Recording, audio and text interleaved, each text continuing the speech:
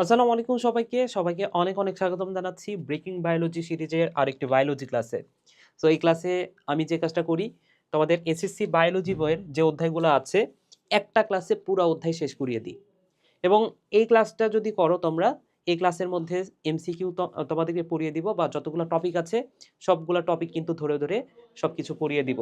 তো আজকের ক্লাসে এই ওয়ান শট ক্লাসটাতে যে অধ্যায়টা পড়বো সেটা হচ্ছে জীবন পাঠ, তোমাদের বায়োলজি বইয়ের প্রথম যে অধ্যায়টা। তো এই পুরা ক্লাসটা যদি করো ভাইয়া, এই একটা ক্লাসের মাধ্যমে কিন্তু তোমাদের সবকিছু কভার হয়ে যাবে এই অধ্যায়টার। তো তোমাদের সাথে আছি তোমাদের মাহি ভাইয়া, পড়াশোনা করছি ঢাকা বিশ্ববিদ্যালয়ে। আসো আমরা ক্লাসটা শুরু করি। আচ্ছা, তো এই অধ্যায়টা পড়তে গেলে শুরুতেই বেশ কিছু টপিক আছে, এখান থেকে এমসিকিউ সিকিউ হয়। সেটা হচ্ছে ভৌত জীববিজ্ঞানের শাখাসমূহ এবং ফলিত জীববিজ্ঞানের শাখাসমূহ। আচ্ছা, তো পৃথিবীতে আরো কিছু ইনফরমেশন আছে, যেমন পৃথিবীতে যদি উদ্ভিদের সংখ্যা বলো, উদ্ভিদের সংখ্যা হচ্ছে প্রায় 4 লক্ষ। আবার প্রাণীর সংখ্যা কত? 13 লক্ষ। সো এই টাইপের এমসিকিউ কিন্তু আসতে পারে। আবার ক্যারোলাস লিনিয়াস, বিজ্ঞানী ক্যারোলাস লিনিয়াস, সুইডিশ বিজ্ঞানী একজন, তিনি এই যে এই জীবজগৎকে দুইটা মানে দুইটা অংশে ভাগ করেন। একটা হচ্ছে উদ্ভিদ বিজ্ঞান, আরেকটা হচ্ছে প্রাণী বিজ্ঞান। হ্যাঁ, বা প্রাণী জগৎ, আরেকটা হচ্ছে উদ্ভিদ জগৎ। এই দুইটা ভাগে ভাগ করে। আচ্ছা, এগুলো থেকে এমসিকিউ খুব কম আসে। তবে এমসিকিউ এই যে ভৌত জীববিজ্ঞানের যে শাখাগুলো আছে, ভৌত জীববিজ্ঞানের শাখা এবং ফলিত জীববিজ্ঞানের শাখা, ফলিত জীববিজ্ঞানের শাখা, এই দুইটা টপিক থেকে কিন্তু অনেক বেশি প্রশ্ন হয়। তো তোমার যে কাজটা করতে হবে ভাইয়া, যে কোনো একটা মাথায় রাখো তুমি। হয় ফলিত জীববিজ্ঞানের শাখাগুলো মনে রাখো, অথবা ভৌত জীববিজ্ঞানের শাখাগুলো মনে রাখো। ঠিক আছে? এখন এখান থেকে প্রশ্ন কয় রকম হইতে পারে? 3 রকম প্রশ্ন এখান থেকে করতে পারে তোমাকে। সো তোমাকে এখান থেকে সিকিউ যদি করে, সিকিউ এর সিকিউ প্রশ্ন করলে অবশ্যই ক নাম্বারে প্রশ্ন করবে। ঠিক আছে? অর্থাৎ 1 মার্কের যে ক নাম্বার প্রশ্নটা সেটা তোমাকে করতে পারে। তোমাকে বলতে পারে যে এন্ডোক্রাইনোলজি মানে কি? হ্যাঁ, অথবা বিবর্তনবিদ্যা মানে কি? এই টাইপের প্রশ্ন তোমাকে করবে। আর যদি এমসিকিউ অ্যান্সার করে, সরি প্রশ্ন করে, সো এমসিকিউ প্রশ্ন করলে 2 ভাবে তোমাকে প্রশ্ন করতে পারবে। এমসিকিউ তোমাকে বলতে পারে যে কোনটি ফলিত জীববিজ্ঞানের শাখা, বা কোনটি ভৌত জীববিজ্ঞানের শাখা। তোমার 4টা অপশন থাকবে। 4টা অপশনের মধ্যে একটা ঠিক থাকবে, আর বাকি 3টা হচ্ছে ভুল থাকবে। তোমাকে ধরে নাও যে বলল কোনটি ভৌত জীববিজ্ঞানের শাখা। তাহলে অপশনে 3টা থাকবে ফলিত জীববিজ্ঞানের শাখা, একটা থাকবে ভৌত জীববিজ্ঞানের শাখা। এবং এই টাইপের প্রশ্ন কিন্তু বারবারই হয়। যেহেতু হয়, যদি তুমি মুখস্থ রাখো সেই ক্ষেত্রে তুমি পারবা, অথবা কিন্তু তোমার ভুল হওয়ার সম্ভাবনাটাই বেশি। এবং আরো একটা টাইপের প্রশ্ন তোমাকে করতে পারে, তোমাকে বলতে পারে যে হরমোন নিয়ে আলোচনা করা হয় কোন জীববিজ্ঞানের শাখায়, জীববিজ্ঞানের কোন শাখায় হরমোন নিয়ে আলোচনা করা হয়। So endocrinology. অথবা তোমাকে উল্টাভাবে প্রশ্ন করতে পারে যে এন্ডোক্রাইনোলজিতে কি নিয়ে আলোচনা করা হয়। অথবা তোমাকে বলতে পারে যে জীব ভূগোলে কি নিয়ে আলোচনা করা হয়। সো এই টাইপের যে প্রশ্নগুলা, সেটা কিন্তু তোমার এই এমসিকিউতে আসতে পারে। 2 টাইপের, 2 ভাবে বললাম, সেই 2 ভাবে প্রশ্ন হতে পারে। এখন তোমার যে কাজটা করতে হবে ভাইয়া, যেহেতু 2 ভাবে প্রশ্ন হবে, তোমাকে বলতে পারে যে হরমোন নিয়ে আলোচনা করা হয় কোথায়? এন্ডোক্রাইনোলজি। তোমার এটা জানতে হবে যে এন্ডোক্রাইনোলজিতে আসলে কি নিয়ে আলোচনা করা হয়? হরমোন নিয়ে আলোচনা করা হয়। ঠিক আছে? সো এই বিষয়টাও কিন্তু তোমার জানতে হবে, আসলে এই এন্ডোক্রাইনোলজি বলতে কি বোঝাচ্ছে, বা অঙ্গসংস্থান এটা আসলে কি বোঝাচ্ছে, এই বিষয়টা কিন্তু তোমার আসলে জানতে হবে। তাছাড়া কিন্তু এখান থেকে তুমি অ্যান্সার করতে পারবা না। ঠিক আছে? এখন সবগুলা থেকে আসলে প্রশ্ন হয় না। যেমন এন্ডোক্রাইনোলজি এটা বারবারই হয়। হ্যাঁ? তারপরে হচ্ছে এই যে আ হিস্টোলজি এটা তোমার বারবারই আসে। সাইটোলজি, কোষবিদ্যা এটা তোমার বারবারই আসে। তো যেগুলো বারবার আসে, এমসিকিউ তো সামনে আমরা কিছু করব, এবং তোমরা হচ্ছে টেস্ট পেপার নিবা। টেস্ট পেপার নিয়ে যেগুলো বারবার আসে, এখানে ভৌত জীববিজ্ঞানের শাখা, ফলিত জীববিজ্ঞানের শাখা অনেক আছে। সবগুলা থেকে প্রশ্ন হয় না। তুমি জাস্ট দেখবা যে কোনটা থেকে বারবার প্রশ্ন হচ্ছে, বা কোনটা থেকে প্রশ্ন হয়েছে বিগত বছরে। তুমি শুধুমাত্র সেগুলো মুখস্থ করবা, তাইলেই ভালোমতো হবে। ঠিক আছে? এখন তোমাকে যদি এইভাবে প্রশ্ন করে, এই প্রশ্নটা করে যে কোনটা ভৌত জীববিজ্ঞানের শাখা বা কোনটা ফলিত জীববিজ্ঞানের শাখা, এর জন্য তো তোমার শাখাগুলার নাম মুখস্থ রাখতে হবে, তাই না? তো তোমাকে আমি যেটা সাজেস্ট করব সেটা হচ্ছে তুমি যেকোনো একটা শাখা মনে রাখো। তুমি যদি ভৌত জীববিজ্ঞানের শাখা মনে রাখো, তাহলে ফলিত জীববিজ্ঞানের শাখা মনে রাখার দরকার নাই। আবার তুমি যদি ফলিত জীববিজ্ঞানের শাখাগুলো মনে রাখো, ভৌত জীববিজ্ঞানের শাখাগুলো মনে রাখার দরকার নাই। তো আমি এখানে তোমাকে সাজেস্ট করব যে তুমি ভৌত জীববিজ্ঞানের যে শাখাগুলো সেগুলোই মনে রাখো। এর কারণ হচ্ছে দেখো, ভৌত জীববিজ্ঞানের শাখা হচ্ছে মোট 11টা, কিন্তু ফলিত জীববিজ্ঞানের শাখা একটু বেশি। তো এটা তুমি বিভিন্ন ছন্দের মাধ্যমেও মনে রাখতে পারো। আমি একটা ছন্দের মাধ্যমে মনে রাখি, সেটা তোমাদেরকে বলে দিই। দেখো, এভাবে পড়তে পারো যে জীবন, একটা ছেলের নাম হচ্ছে জীবন, ও জীবন এন্ড জীবনের যে বিবি আছে, বউ আছে, হ্যাঁ, জীবন এন্ড বিবি, বিবি বংশগতভাবে, বংশগতভাবে,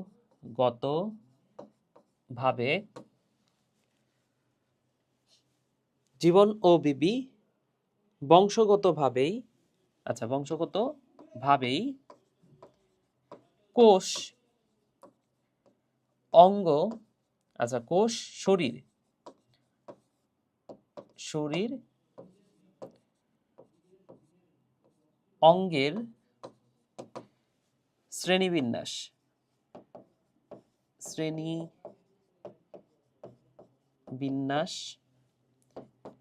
হিস্টোরিতে ব্যস্ত, হিস্টোরিতে ব্যস্ত। ঠিক আছে, এভাবে জাস্ট একটা কথা মনে রাখো, বা শ্রেণীবিন্যাসের হিস্টোরিতে ব্যস্ত। তাহলে এভাবে মনে রাখতে পারো ভাইয়া, জীবনের বিবি বংশগতভাবেই কোষ, অঙ্গ, শরীরের শ্রেণীবিন্যাসের হিস্টোরিতে ব্যস্ত। ঠিক আছে, অর্থাৎ এরা দুজন মিলে বংশগতভাবে তাদের একটা গুণ আছে যে তারা হচ্ছে যে শরীর, অঙ্গ, কোষের এগুলোর হচ্ছে হিস্টোরি লেখে, এই টাইপের আর কি, মনে রাখতে পারো। হ্যাঁ, এই হিস্টোরি লিখতে তারা সারা জীবন সবসময় ব্যস্ত থাকে। তো এইগুলো দ্বারা এই একটা লাইন যদি মনে রাখো, তুমি যদি 10-12 বার এই লাইনটা পড়ো, আমার মনে হয় যে এমনিতে মনে থাকবে তোমার। ঠিক আছে, এবং এটার মাধ্যমে কিন্তু তুমি হচ্ছে ভৌত জীববিজ্ঞানের যে শাখাগুলো আছে সেগুলো খুব ইজিলি মনে রাখতে পারবে। ঠিক আছে, সো ভৌত জীববিজ্ঞানের শাখাগুলো কি কি ভাইয়া দেখো। ভৌত জীববিজ্ঞানের শাখাগুলো হচ্ছে জীবন, জীবন মানে কি? জীবন মানে হচ্ছে এই যে জীব ভূগোল, জীবন মানে হচ্ছে জীব ভূগোল। ঠিক আছে, সো জীব ভূগোলে কি নিয়ে আলোচনা করা হয়? হ্যাঁ, এই যে প্রাণী বা জীবের যে বসবাসের ভৌগোলিক অবস্থান, হ্যাঁ, ভৌগোলিক পরিবেশ, এই জিনিসগুলো নিয়ে আলোচনা করা হয়। দেন এন্ড, এন্ড মানে কি? Endocrinology, endocrinology. সো এখানে এন্ডোক্রাইন মানে কি এটা তোমার বুঝতে হবে। এন্ডোক্রাইন মানে হচ্ছে অন্তঃক্ষরা গ্রন্থি। এন্ডোক্রাইন, এন্ডোক্রাইন মানে কি ভাইয়া? এটা একটু আলাদাভাবে মাথায় রাখো। Endo, endocrine. সো এন্ডোক্রাইন মানে হচ্ছে, এন্ডোক্রাইন মানে কি ভাইয়া? এন্ডোক্রাইন মানে হচ্ছে অন্তঃক্ষরা গ্রন্থি, অন্তঃক্ষরা গ্রন্থি। প্রশ্ন হচ্ছে অন্তঃক্ষরা গ্রন্থি কি? তোমার বুঝতে হবে গ্রন্থি আসলে কি। গ্রন্থি হচ্ছে এমন একটা রূপান্তরিত আবরণী কলা যেখান থেকে কিছু খরিত হয়। যেমন তুমি দেখবে যে আমাদের নাকের আশেপাশে এখানে কিছু রূপান্তরিত কলা আছে, যেখান থেকে কি খরিত হয় বলতো? যেখান থেকে হচ্ছে তেল খরিত হয়। ঠিক আছে, এখানে তেল গ্রন্থি আছে, তাই তেল খরিত হয়। এই কথাটা মাথায় রাখো। তাহলে এই যে গ্রন্থি এমন একটা আবরণী কলা যেখান থেকে কোনো কিছু খরিত হয়। এখন এই যে গ্রন্থি, এটা দুই ধরনের হতে পারে, একটা হচ্ছে অন্তঃক্ষরা গ্রন্থি এবং আরেকটা হচ্ছে বহিঃক্ষরা গ্রন্থি। তো মনে রাখো, বহিঃক্ষরা গ্রন্থি থেকে খরিত হয় হচ্ছে এনজাইম। যেমন আমাদের মুখের ভেতরে লালা আছে, তাহলে লালার ভেতরে যে এনজাইমগুলো আছে, Tom, ptyalin and maltase. So এই টম, এটা হচ্ছে মুখের ভিতরে খরিত হচ্ছে, তাহলে এই যে এটা হচ্ছে একটা এনজাইম, টায়ালিন এবং মল্টেস এগুলো হচ্ছে এনজাইম। তাহলে এগুলো কোন গ্রন্থি থেকে খরিত হচ্ছে? বহিঃক্ষরা গ্রন্থি থেকে। কিন্তু তোমাকে যদি বলা হয় যে অন্তঃক্ষরা গ্রন্থি থেকে কি খরিত হয়? হরমোন। ঠিক আছে, তাহলে এই যে অন্তঃক্ষরা গ্রন্থি, এন্ডোক্রাইন, এন্ডোক্রাইন মানে হচ্ছে অন্তঃক্ষরা গ্রন্থি, এই অন্তঃক্ষরা গ্রন্থি থেকে হরমোন খরিত হয়, এখান থেকে হরমোন খরিত হয়, হরমোন খরিত হয়। যেহেতু এখান থেকে হরমোন খরিত হচ্ছে, কোথা থেকে বলতো? এন্ডোক্রাইন থেকে যেহেতু হরমোন খরিত হচ্ছে, এন্ডোক্রাইনোলজি, হরমোন সম্পর্কিত যে বিজ্ঞান, হ্যাঁ, বা অন্তঃক্ষরা গ্রন্থি সম্পর্কিত যে বিজ্ঞান, সেখানে আসলে কি নিয়ে আলোচনা করা হবে? হরমোন। ঠিক আছে, বা অন্তঃক্ষরা গ্রন্থি নিয়ে আলোচনা করা হবে। আশা করি বুঝতে পারতেছো। আচ্ছা, দেন দেন হচ্ছে বিবি, বিবি মানে হচ্ছে এই যে বিবর্তন বিদ্যা। বিবি মানে কি ভাইয়া? বিবর্তন বিদ্যা। সো বিবর্তন বিদ্যায় জীবের যে বিবর্তন, হ্যাঁ, জীবের যে পরিবেশ, জীবের পরিবর্তন। ঠিক আছে, বিবর্তন মানে কি? হাজার হাজার বছর ধরে যে পরিবর্তনটা চলে আসে, সেটা তো বিবর্তন। সো এই বিবর্তন নিয়ে আলোচনা করা হয় বিবর্তন বিদ্যাতে। ঠিক আছে, এরপরে দেখো বংশগতি, বংশগতভাবে মানে হচ্ছে বংশগতি বিদ্যা,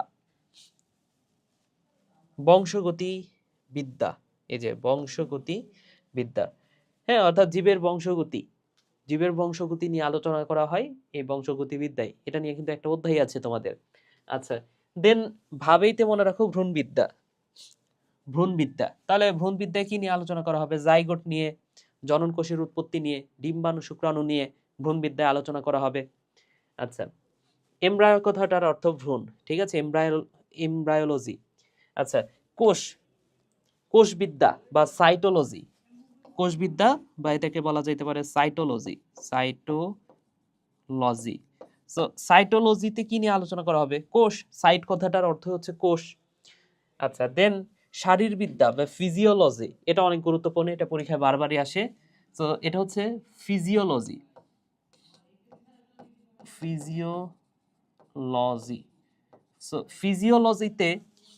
ফিজিওলজিতে কি নিয়ে আলোচনা করা হয়? দেখো, আমাদের শরীরের ভিতরে যে রাসায়নিক বিক্রিয়াগুলো ঘটে, জৈব রাসায়নিক বিক্রিয়াগুলো, যেমন রেচন, শ্বসন, উদ্ভিদের দেহে ঘটে সালোক সংশ্লেষণ, তাহলে এগুলো নিয়ে আলোচনা করা হবে কোথায়? শারীরবিদ্যায়, তাই কিনা? তাহলে কি কি শারীরবিদ্যায় কি কি? যেমন আমাদের দেহে রেচন হচ্ছে, এই রেচন নিয়ে আলোচনা করা হবে। শ্বসন হচ্ছে, শ্বসন নিয়ে আলোচনা করা হবে। দেন সালোক সংশ্লেষণ, উদ্ভিদের দেহে হচ্ছে, প্রস্বেদন হচ্ছে, সালোক সংশ্লেষণ, এগুলো নিয়ে আলোচনা করা হবে। আশা করি বুঝতে পেরেছো। আচ্ছা, দেন অঙ্গ, তাহলে অঙ্গ সংস্থান বিদ্যা। অঙ্গ মানে কি ভাইয়া? অঙ্গ মানে হচ্ছে অঙ্গ সংস্থান বিদ্যা। তাহলে যে অঙ্গের যে অবস্থান, হ্যাঁ, অঙ্গের প্রকৃতি, অঙ্গের আকার আকৃতি, এগুলো নিয়ে আলোচনা করা হবে কোথায়? অঙ্গ সংস্থান বিদ্যায়। আচ্ছা, দেন শ্রেণীবিন্যাস। সো এই শ্রেণীবিন্যাস বিদ্যার আরেকটা নাম হচ্ছে ট্যাক্সোনমি। এটা একটু মাথায় রেখো, এটা পরীক্ষায় বলতে পারে যে ট্যাক্সোনমি কি? শ্রেণীবিন্যাস বিদ্যাকে বলা হচ্ছে ট্যাক্সোনমি, ঠিক আছে, বা শ্রেণীবিন্যাস সম্পর্কিত যে জ্ঞান সেটা হচ্ছে ট্যাক্সোনমি। তাহলে এটা হচ্ছে শ্রেণীবিন্যাস বিদ্যা, শ্রেণী বিন্যাস বিদ্যাকে বলা হচ্ছে ট্যাক্সোনমি। আশা করি বুঝতে পেরেছো। আচ্ছা, দেন হিস্টোরি। হিস্টোরি মানে হচ্ছে হিস্টোলজি, হিস্টোলজি। সো এখানে দেখো, কোষবিদ্যা আমরা পড়ছি, সাইটোলজি মানে হচ্ছে কোষবিদ্যা। আর হিস্টোলজিতে মনে রাখো কোষ নিয়ে না, টিস্যু নিয়ে আলোচনা করা হয়। টিস্যু নিয়ে, টিস্যু নিয়ে যে আলোচনাগুলা, সেগুলো কোথায় করা হয়? হিস্টোলজিতে করা হয়। দেন ব্যস্ততা মনে রাখো, বাস্তুবিদ্যা। বাস্তুবিদ্যা মানে হচ্ছে জীবের সাথে পরিবেশের যে সম্পর্ক, সেটা হচ্ছে বাস্তুবিদ্যা। বাস্তুবিদ্যা মানে কি ভাই? জীবের সাথে পরিবেশের যে সম্পর্ক, সেটাকে বলা হচ্ছে বাস্তুবিদ্যা। আশা করি বুঝতে পেরেছ। তাহলে দেখো, আমাদের ভৌত জীববিজ্ঞানের শাখাগুলো যদি আমরা মনে রাখতে পারি, তাহলে কিন্তু আমরা অ্যান্সার করতে পারবো।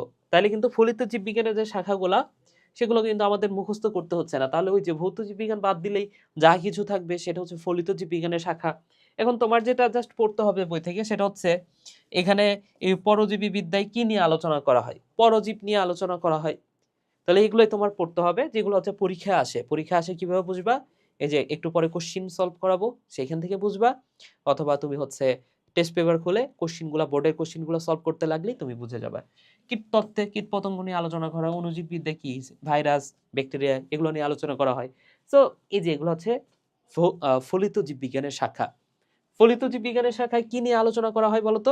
এখানে জীববিজ্ঞানের যে প্রায়োগিক বিষয়গুলা নিয়ে আলোচনা করা হয়, ঠিক আছে। আর ভৌত জীববিজ্ঞানে তাত্ত্বিক যে বিষয়গুলো আছে, তত্ত্ব আছে, সেগুলো নিয়ে আলোচনা করা হয়। আশা করি বুঝতে পেরেছো। তো এখানে আদি কোষ আর প্রকৃত কোষ, এই দুটার মধ্যে পার্থক্য করে দেওয়া আছে। আমি ফার্স্টেই বেশ কিছু টপিক তোমাকে একটু বুঝাই দিই, তারপরে এই ছকটা পূরণ করব। দেখো, আদি কোষ, আদি কোষ, আদি কোষকে কি আরেকটা নামে ডাকা হয়? বায়োলজি ভাষায় বলা হয় প্রোক্যারিওটিক, প্রোক্যারিওটিক। এবং প্রকৃত কোষ, প্রকৃত কোষ বা যেটাকে বলা হয় ইউক্যারিওটিক, ইউক্যারিওটিক, রাইট। তো এখানে প্রো নামের শুরুতে আছে প্রো, প্রো মানে হচ্ছে আদি, এবং ক্যারিয়ন কথাটার অর্থ হচ্ছে নিউক্লিয়াস। তাহলে প্রোক্যারিওটিক মানে হচ্ছে আদি নিউক্লিয়াস বা আদি কোষ, যেটাই বলি, ঠিক আছে। সো ক্যারিয়ন কথাটার অর্থ কিন্তু কোষ না ভাইয়া, নিউক্লিয়াস।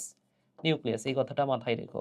ক্যারিয়ন কথাটার অর্থ হচ্ছে নিউক্লিয়াস, যদিও আমরা কোষ হিসেবে এটাকে উল্লেখ করি অনেক সময়। আচ্ছা, এবং বায়োলজিতে কথাটার অর্থ হচ্ছে প্রকৃত, ক্যারিয়ন মানে হচ্ছে নিউক্লিয়াস, তাহলে প্রকৃত নিউক্লিয়াস, রাইট। আচ্ছা, এখন এই যে আদি নিউক্লিয়াস আর প্রকৃত নিউক্লিয়াস এই দুটা বিষয় আবার কি বোঝাচ্ছে, বা এই দুটা মিনিংটা আসলে কি? প্রকৃত নিউক্লিয়াস মানে কি বলতো? নিউক্লিয়াসের গঠন নিশ্চয়ই তোমরা দেখেছো। একটা নিউক্লিয়াসের ভেতরে কি থাকে? ধরে নাও এটা হচ্ছে একটা নিউক্লিয়াস। তাহলে নিউক্লিয়াসের চারদিকে একটা পর্দা থাকে, যেটাকে বলা হচ্ছে নিউক্লিয়ার পর্দা। এটা হচ্ছে নিউক্লিয়ার পর্দা। নিউক্লিয়ার পর্দা। নিউক্লিয়াসের ভেতরে এইখানে থাকে নিউক্লিওলাস। তাহলে এটা কি ভাইয়া? এটা হচ্ছে নিউক্লিওলাস। নিউক্লিওলাস। এছাড়াও এর ভেতরে থাকে সাইটোপ্লাজম, হ্যাঁ, বা তরল পদার্থ, যেটাকে বলা হচ্ছে নিউক্লিওপ্লাজম। এছাড়াও আরো একটা উপাদান থাকে, যেটা হচ্ছে পেঁচানো সুতার মতো এইভাবে অবস্থান করে নিউক্লিয়াসের ভেতরে, যেটা তোমরা প্রত্যেকে চেনো, যেটাকে বলা হচ্ছে ক্রোমাটিন। তাহলে এখানে কি থাকে বলো তো ভাইয়া? ক্রোমাটিন জালিকা থাকে। সো এটার নাম হচ্ছে ক্রোমাটিন জালিকা, রাইট? এটাকে কি বলা হচ্ছে? ক্রোমাটিন জালিকা। জালিকা। সো নিউক্লিয়াস মোটা দাগে এই তিনটা অংশ নিয়ে গঠিত। এছাড়াও নিউক্লিয়ার রন্ধ্র আছে, আরো অনেক কিছু আছে। আমরা এই তিনটা অংশই পড়লাম। আরেকটা হচ্ছে নিউক্লিওপ্লাজম, ওটা না লিখি। ঠিক আছে। তো প্রকৃত কোষ বা প্রকৃত নিউক্লিয়াস বলতে সেই নিউক্লিয়াসের মধ্যেই তিনটা উপাদান থাকতে হবে, ক্রোমাটিন জালিকা থাকতে হবে, নিউক্লিয়ার পর্দা থাকতে হবে, নিউক্লিওলাস থাকতে হবে, তাই কিনা? তো প্রকৃত কোষ যারা, যেমন আমরা মানুষ, আমাদের এই সবগুলা নিউক্লিয়াসের সবকিছু উপাদান থাকে। কিন্তু যারা হচ্ছে আদি কোষ, এদের ক্ষেত্রে মনে রাখতে হবে এদের যে নিউক্লিয়াসটা, সেইখানে কি নাই জানো? এদের নিউক্লিয়াসে এই নিউক্লিওলাসটা নাই। আমাদের ক্ষেত্রে আছে, কিন্তু এই আদি কোষ যারা, তাদের কিন্তু নিউক্লিওলাসটা নাই। নিউক্লিওলাস থাকে না। নিউক্লিওলাস এটা কিন্তু থাকে না। আর কি থাকে না? এই যে নিউক্লিয়ার মেমব্রেন, যেটা পর্দা, সেটা কিন্তু ওদের থাকে না। প্রকৃত কোষের আছে, এদের নাই। তাহলে নিউক্লিয়ার মেমব্রেন নাই। নিউক্লিয়ার মেমব্রেন এটাও কিন্তু এদের নাই। আবার এই যে ক্রোমাটিন জালিকা তো থাকবেই।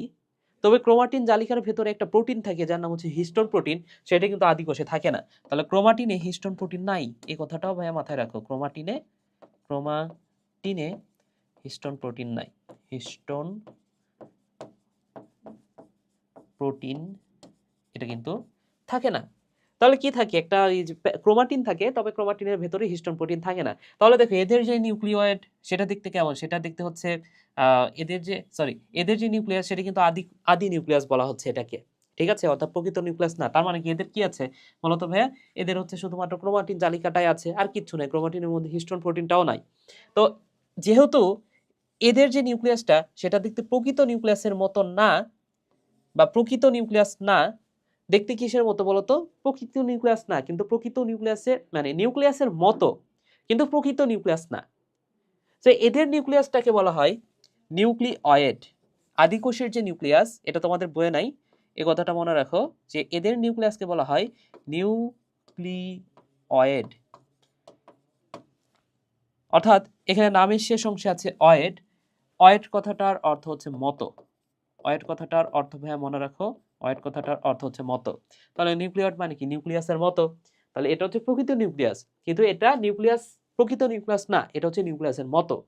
অথবা এটাকে আরেকটা নামে ডাকা হয়, এটাকে বলা হয় সিউডো নিউক্লিয়াস। এটাকে আরেকটা নামে ডাকা হয় এদের নিউক্লিয়াসকে, এদের এই নিউক্লিয়াসকে বলা হয় pseudo pseudo nucleus. Nucleus. So pseudo nucleus. তাহলে নিউক্লিয়াস মানে তো বুঝছো। সিউডো কথাটার অর্থ হচ্ছে ভুয়া, ভুয়া বা ভ্রান্ত, ভ্রান্ত। সো সিউডো নিউক্লিয়াস মানে কি? ভুয়া নিউক্লিয়াস, ভ্রান্ত নিউক্লিয়াস। ঠিক আছে? সো ভুয়া নিউক্লিয়াস বা ভ্রান্ত নিউক্লিয়াস বলতে আবার কি বুঝতেছো ভাইয়া? ভুয়া নিউক্লিয়াস বা ভ্রান্ত নিউক্লিয়াস বলতে তুমি বুঝতেছো যে নিউক্লিয়াসের মতো, অর্থাৎ প্রকৃত নিউক্লিয়াস না, এই বিষয়টা বুঝতেছো। ঠিক আছে? তাহলে আদিকোষ, কোন একটা প্রাণীকে আদিকোষ বা প্রোক্যারিওটিক কখন বলবো? যখন হচ্ছে নিউক্লিয়াসে এই উপাদানগুলো থাকবে না, তখন। এই উপাদানগুলো তো থাকেই না, এর সাথে আরো কিছু উপাদান থাকে না। যেমন এইখানে প্রকৃত কোষ, আদিকোষ যারা, তাদের হচ্ছে কোনো ধরনের কোষীয় অঙ্গাণু থাকে না। কোষীয় অঙ্গাণু অঙ্গাণু এগুলা থাকে না এর সাথে। তবে একটা কোষীয় অঙ্গাণু না থাকলেও একটা কোষীয় অঙ্গাণু জাস্ট থাকে, সেটা হচ্ছে রাইবোজোম। এই কথাটা মাথায় রাখো। শুধুমাত্র কি থাকে বলতো এদের? এদের থাকে শুধুমাত্র রাইবোজোম। শুধু মাত্র রাইবোজোম থাকে, রাইবোজোম থাকে। আশা করি বুঝতে পেরেছো ভাইয়া। ঠিক আছে, তাহলে দেখো এবার তুমি ইজিলি এই প্রকৃত কোষ আর আদি কোষ এই দুটার মধ্যে পার্থক্য খুব ইজিলি করতে পারবা। দেখো তো নিউক্লিয়াস, এদের যে নিউক্লিয়াস সেটা কি, সেটা হচ্ছে কি নামে পরিচিত, নিউক্লিয়ার নামে পরিচিত। ঠিক আছে, সো নিউক্লিয়াস, নিউক্লিয়াস এদের হচ্ছে সুগঠিত নয়, এই কথাটা আমি লিখতে পারি যে আদি নিউক্লিয়াস যেহেতু এটা হচ্ছে সুগঠিত, সুগঠিত নয়, এই কথাটা লিখতে পারি আমি। কিন্তু এদের কি, প্রকৃত নিউক্লিয়াসে নিউক্লিয়াসটা সুগঠিত, এই কথাটা আমি বলতেই পারি। নিউক্লিওলাস, এদের কি ছিল নিউক্লিওলাস? না, প্রকৃতি কোষের নিউক্লিওলাসটা আছে। নিউক্লিয়ার মেমব্রেন এদের নাই, এদের আছে, সিম্পল। নিউক্লিওপ্লাজম, সো নিউক্লিওপ্লাজমটাও তো এদের নাই, এদের কি নিউক্লিওপ্লাজমটা আছে, সিম্পল কথা। আচ্ছা, দেন ডিএনএ এর কথা যদি বলা হয়, তো এদের ডিএনএ মনে রাখো, যারা হচ্ছে আদিকোষী তাদের ডিএনএটা বৃত্তাকার, বৃত্তাকার ডিএনএ পাওয়া যায় এদের। কিন্তু আমরা প্রকৃত কোষী আমাদের যে ডিএনএটাই যে এরকম সুতার মতো, সূত্রের মতো, তাহলে এদের ডিএনএটাকে বলা হচ্ছে সূত্রাকার, সূত্রাকার ডিএনএ। আশা করি বুঝেছ। আচ্ছা, এখানে কোনো কোষীয় অঙ্গাণু কি আছে?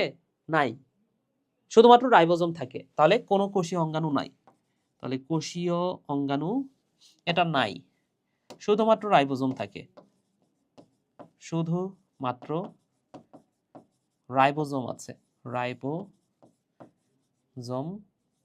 আছে, এই কথাটা ভাইয়া মাথায় রাখো। আর এদের কোষীয় অঙ্গাণু আছে, ঠিক আছে, সব ধরনের কোষীয় অঙ্গাণু আছে। কোষ বিভাজন মনে রাখো, এরা যেহেতু অনুন্নত, অ্যামাইটোসিস প্রক্রিয়ায় কোষ বিভাজন সম্পন্ন করে, অ্যামাইটোসিস প্রক্রিয়ায় কোষ বিভাজন সম্পন্ন করে। আর এরা প্রকৃত কোষী যারা, তারা হচ্ছে মায়োসিস, মায়োসিস ও মাইটোসিস, মায়োসিস আর মাইটোসিস কোষ বিভাজন এতে দেখা যায়, মাইটোসিস। ঠিক আছে ভাইয়া। দেন শ্বসন, শ্বসন সম্পর্কে মনে রাখো, এরা হচ্ছে অবাধ শ্বসন করে, যেহেতু এরা অক্সিজেন গ্রহণ করতে পারে না, সো এরা হচ্ছে অবাধ শোষণ করে। হ্যাঁ, অবাধ শোষণ। আর এরা কি করে ভাইয়া? সবাদ শোষণ, সবাদ শোষণ করে। তাহলে দেখো এই হচ্ছে আদি কোষ এবং প্রকৃত কোষের মধ্যে পার্থক্য। আমরা আরেকটু সামনের দিকে আগাবো। ঠিক আছে, পরের যে টপিকটা সেটা হচ্ছে জীবের শ্রেণীবিন্যাস বা ট্যাক্সোনমি যেটাকে বলা হচ্ছে। তো দেখো এখানে বেশ কয়েকটা কথা বলা আছে। আজ পর্যন্ত বিভিন্ন উদ্ভিদে প্রায় 4 লক্ষ, যেটা এই অধ্যায় শুরু করার প্রথমে বলেছিলাম 4 লক্ষ উদ্ভিদ এবং প্রাণীর প্রায় 13 লক্ষ প্রজাতির নামকরণ ও বর্ণনা করা হয়েছে। তাহলে প্রাণী 13 লক্ষ আর উদ্ভিদ হচ্ছে 4 লক্ষ। শ্রেণীবিন্যাসের লক্ষ্য হলো এই বিশাল এবং বৈচিত্র্যময় জীবজগৎকে সহজভাবে, অল্প পরিশ্রমে এবং অল্প সময়ে সঠিকভাবে জানা।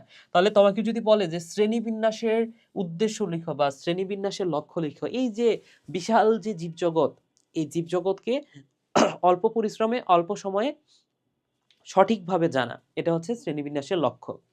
আচ্ছা, দেন সুইডিশ বিজ্ঞানী ক্যারোলাস লিনিয়াস, তাহলে ক্যারোলাস লিনিয়াস কোন বিজ্ঞানী ছিলেন, কোন দেশের? সুইডিশ বিজ্ঞানী, প্রকৃতিবিদ, সুইডিশ প্রকৃতিবিদ ক্যারোলাস লিনিয়াস জীবের পূর্ণ শ্রেণীবিন্যাসের এবং নামকরণের ভিত্তি প্রবর্তন করে। তিনি জীবজগৎকে দুইটি ভাগে ভাগ করেন, একটা হচ্ছে উদ্ভিদ জগৎ এবং আরেকটা হচ্ছে প্রাণী জগৎ, উদ্ভিদ জগৎ এন্ড প্রাণী জগৎ হিসেবে বিন্যস্ত করেন। ঠিক আছে, শ্রেণীবিন্যাসের উদ্দেশ্য। তো এই যে শ্রেণীবিন্যাসের উদ্দেশ্য একটু আগেও আমরা দেখছি যে এই বিশাল জীবজগৎকে সঠিকভাবে, হ্যাঁ, বা সঠিকভাবে, এখানে কি কি লেখা ছিল আরো দেখো, বৈচিত্র্যময় জীবজগৎকে সহজভাবে অল্প পরিশ্রমে সঠিকভাবে জানা। ঠিক আছে, সো এখানে এই কথাগুলো আবার রিপিট করা আছে। দেখো শ্রেণীবিন্যাসের উদ্দেশ্য কি? প্রতিটি জীবের দল উপদল সম্বন্ধে জ্ঞান আহরণ করা, আহরিত জ্ঞানকে সঠিকভাবে সংরক্ষণ করা, পূর্ণাঙ্গ জ্ঞানকে সংক্ষিপ্তভাবে উপস্থাপন করা এবং প্রতিটি জীবকে শনাক্ত করে তার নামকরণের ব্যবস্থা করা, জীবজগৎ এবং মানব কল্যাণে প্রয়োজনীয় জীবগুলো সংরক্ষণে সচেতন হওয়া। তাহলে এইগুলো হচ্ছে শ্রেণীবিন্যাসের উদ্দেশ্য। তাহলে দল উপদল সম্পর্কে জানবো, তাদের সম্পর্কে সঠিকভাবে তথ্য সংগ্রহ করব বা জ্ঞানকে আহরণ করব। ঠিক আছে, তাহলে এরপরে দেখো পূর্ণাঙ্গ জ্ঞানকে সংক্ষিপ্ত করব যাতে সহজে আমরা চিনতে পারি। দেন কি করব? তার নামকরণের ব্যবস্থা করব এবং এই যে মানব কল্যাণে প্রয়োজনীয় জীবগুলা, যেগুলো প্রয়োজন, যে জীবগুলা প্রয়োজনীয় সেগুলো হচ্ছে সংরক্ষণে আমরা সচেষ্ট হব। ঠিক আছে? এগুলো খ নম্বরে আসতে পারে। সো খ নম্বরের জন্য একটু কয়েকটা লাইন একটু মাথায় রাখতে হবে ভাইয়া। ঠিক আছে? এবার আসো জীবজগৎ। তাহলে এই যে জীবজগৎকে মনে রাখো, একজন বিজ্ঞানী যার নাম হচ্ছে আরিস হুইটেকার। সো বিজ্ঞানীটার নাম হচ্ছে আরিস হুইটেকার। হুইটেকার। সো এই বিজ্ঞানীটা এই যে জীবজগৎকে 5টা রাজ্যে ভাগ করেন। সো হুইটেকার কয়টা রাজ্যে ভাগ করেন? 5টি রাজ্যে ভাগ করেন। সো 5টা রাজ্য কি কি ভাইয়া বলো তো? 5টা রাজ্য হচ্ছে মনেরা, প্রতিষ্ঠা, ফানজাই, প্লান্টি এন্ড অ্যানিমেলিয়া। এই 5টা রাজ্য। কিন্তু পরবর্তীতে আরেকজন বিজ্ঞানী যার নাম হচ্ছে বিজ্ঞানী মার্কিউলিস, সে এই 5টা রাজ্যকে, পঞ্চরাজ্য যেটাকে বলা হচ্ছে, এই 5টা রাজ্যকে 2টা সুপার কিংডমে ভাগ করে। তাহলে এই রাজ্য মানে কি? কিংডম। এই রাজ্যগুলোকে কি নামে ডাকা হয়? রাজ্যের ইংলিশ হচ্ছে কিংডম। এগুলোকে বলা হচ্ছে কিংডম। সো এই কিংডম গুলাকে কিসে ভাগ করেন? Super kingdom. Super kingdom. Super কিংডমে ভাগ করেন। কয়টা সুপার কিংডম? 2টা। কে করেন? মার্কিউলিস। সো মার্কিউলিস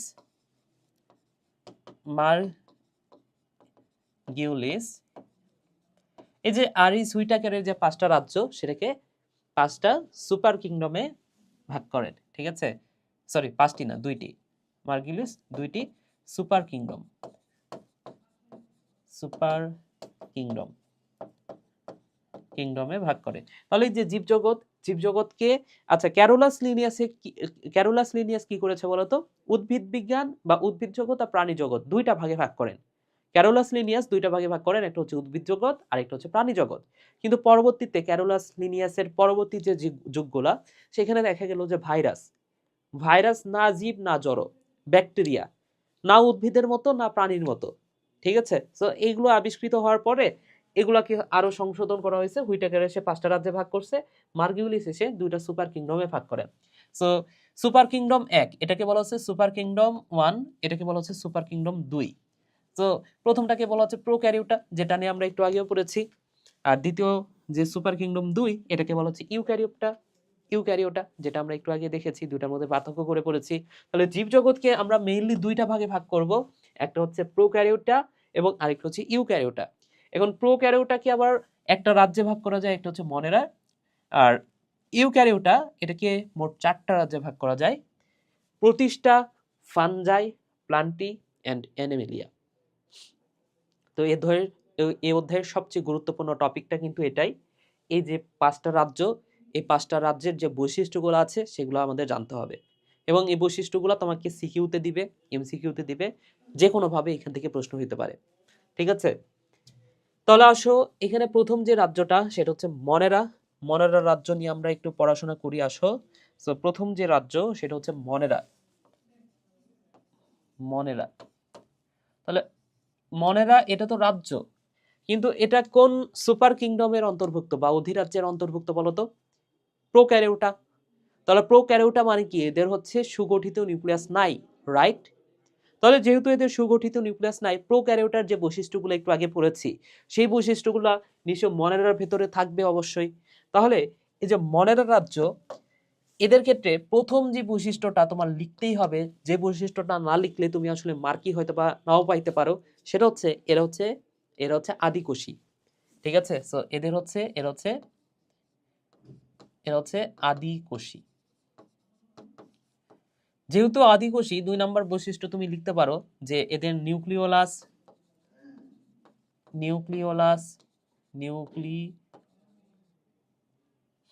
আদিকোষী বা সুগঠিত নিউক্লিয়াস নাই, এই কথাটা লিখতে পারো। সুগঠিত নিউক্লিয়াস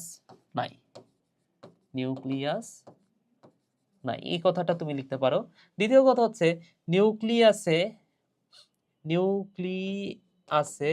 নিউক্লিয়ার মেমব্রেন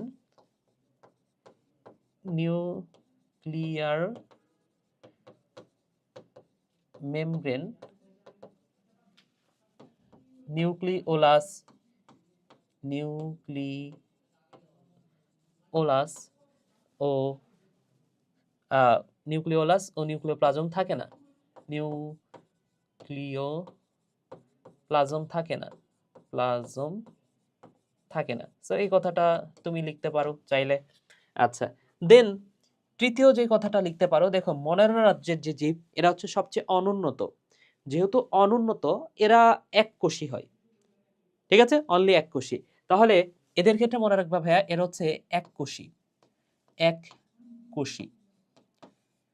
এরা হতে পারে ফিলামেন্টাস, ফিলামেন্টাস হতে পারে, ফিলামেন্টাস, অথবা এরা হতে পারে কলোনিয়াল, কলোনি গঠন করতে পারে, কলোনিয়াল। তাহলে এটা দ্বারা আমি কি বুঝাচ্ছি দেখো, কলোনিয়াল হতে পারে। তাহলে এটা দ্বারা আমরা কি আমি কি বুঝাচ্ছি দেখো, এককোষী। এককোষী মানে তো একটাই মাত্র কোষ। এটা হচ্ছে একটা ধরে নাও ব্যাকটেরিয়া। এখন অনেকগুলো ব্যাকটেরিয়া যদি এইভাবে যুক্ত হয়, দেখো তো অনেকগুলো ব্যাকটেরিয়া, প্রত্যেকটা ব্যাকটেরিয়া কিন্তু আলাদা আলাদা কোষ। ঠিক আছে, এটা একটা কোষ, এটা একটা কোষ, এটা একটা কোষ, এটা একটা কোষ। সো প্রত্যেকটা কিন্তু আলাদা আলাদা জীব, কিন্তু একটার সাথে আরেকটা যুক্ত হয়ে দেখো একটা ফিলামেন্ট, একটা সুতার মতো অংশ তৈরি করছে। তাহলে এটাকে আমরা কি বলবো, ফিলামেন্টাস বলতে পারি। ফিলামেন্টাস মানে হচ্ছে এই যে এরকম গঠন, ফিলামেন্টের মতো গঠন। এখানে চিত্রটা যদি দেখো, এই যে নীলাভ সবুজ শৈবাল, দেখো তো একটার সাথে আরেকটা যুক্ত হয়ে কি একটা ফিলামেন্টাস গঠন তৈরি করছে। তো এটা কি ভাইয়া, এটা হচ্ছে নীলাভ সবুজ শৈবাল। এটাকে বলা হচ্ছে নীলাভ সবুজ সবুজ শৈবাল, শৈবাল। এটাকে বলা হয় ব্যাকটেরিয়া। সো এটা হচ্ছে একটা ব্যাকটেরিয়া, ব্যাকটেরিয়া। তো এই নীলাভ সবুজ শৈবাল, এটার আরেকটা নাম, এটাকে আদর করে বলা হয়, এটা যেহেতু ব্যাকটেরিয়ার রাজ্যের মধ্যে আছে, এটাকে আদর করে বলা হয় সায়ানো ব্যাকটেরিয়া। কি নাম এটাকে হয়, সায়ানো ব্যাকটেরিয়া, ব্যাকটেরিয়া, বা সংক্ষেপে বলা হয় VGA, blue green algae. Algae মানে হচ্ছে শৈবাল। সো এটাকে বলা হচ্ছে নীলাভ সবুজ শৈবাল বা ব্লু গ্রিন অ্যালগি। ওকে, তাহলে এই নামগুলাতে একে ডাকা হচ্ছে। তাহলে এটা কি অবস্থায় আছে, ফিলামেন্টাস অবস্থায় আছে। আবার ধরে নাও এই এটা হচ্ছে একটা ব্যাকটেরিয়া, এরকম অনেকগুলা ব্যাকটেরিয়া যদি যদি একসাথে যুক্ত হয়ে একটা গোলাকার অবস্থান তৈরি করে, দেখো একটা কলোনির মতো তৈরি করে ফেলছে না। সো এটাকে আমরা কি বলতে পারি, এই গঠনটাকে আমরা কি বলতে পারি, কলোনিয়াল বলতে পারি। কলোনি গঠন করে আছে, তার মানে কি এটা হচ্ছে কলোনিয়াল, সিম্পল কথা। তাহলে এই হচ্ছে মনারা রাজ্যের বৈশিষ্ট্য। এটা এককোষী, ফিলামেন্টাস হতে পারে, কলোনিয়াল হতে পারে। ঠিক আছে, আচ্ছা আর কি বৈশিষ্ট্য বলা যায়, এরা 4 নাম্বার শ্বসন পদ্ধতিতে, শ্বসন পদ্ধতিতে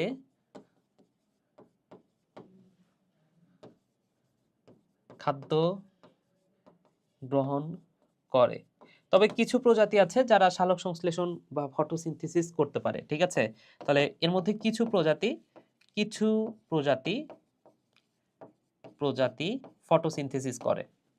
ফটোসিনথেসিস মানে কি, সালোক সংশ্লেষণ। সো ফটোসিনথেসিস করে নিজের খাদ্য নিজে তৈরি করতে পারে, সিম্পল। আচ্ছা 6 নাম্বার আর কি বৈশিষ্ট্য বলা যায় মনারা রাজ্য সম্পর্কে। তাহলে দেখো এরা হচ্ছে আদিকোষী, সুগঠিত নিউক্লিয়াস নাই, নিউক্লিয়াসে নিউক্লিয়ার মেমব্রেন, নিউক্লিওলাস, নিউক্লিওপ্লাজম থাকে না, এককোষী, ফিলামেন্টাস, কলোনিয়াল। শ্বসন পদ্ধতিতে খাদ্য শোষণ করে, কিছু প্রজাতি ফটোসিনথেসিস করে। আরো বৈশিষ্ট্য লেখা যায়, যেমন এরা দ্বিবিভাজন প্রক্রিয়ায় বা অ্যামাইটোসিস প্রক্রিয়া, এই প্রক্রিয়ায় বংশ বিস্তার করে। সো দ্বিবিভাজন, দ্বিবিভাজন প্রক্রিয়ায় প্রক্রিয়ায় বংশ বৃদ্ধি করে, বংশ বিস্তার করে, বংশ বিস্তার করে। সো এই যে দ্বিবিভাজন প্রক্রিয়াটা, এটাকেই বলা হচ্ছে অ্যামাইটোসিস প্রক্রিয়া। তো তুমি এখানে দ্বিবিভাজনের পরিবর্তে যদি অ্যামাইটোসিস লিখো তাহলেও কিন্তু হবে।